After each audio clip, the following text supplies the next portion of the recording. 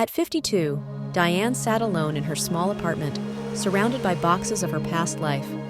A messy divorce and the closing of her bookstore had left her feeling defeated.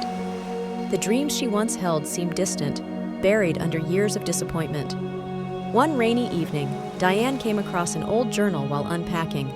Flipping through its pages, she found a list she'd written in her 20s, things I want to do someday.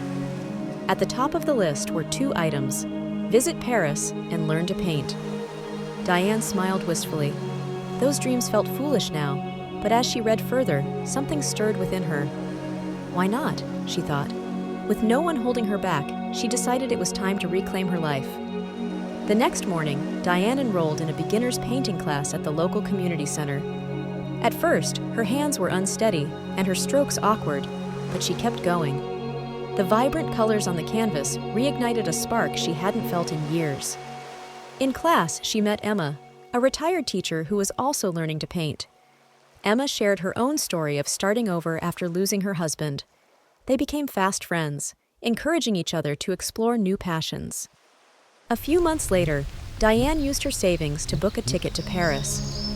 With Emma as her travel companion, she wandered through the cobblestone streets, visited art galleries, and painted the Eiffel Tower from a cafe terrace. For the first time in years, Diane felt truly alive. Returning home, she opened a small studio to teach painting classes. It wasn't just about art, it was about helping others rediscover themselves, just as she had.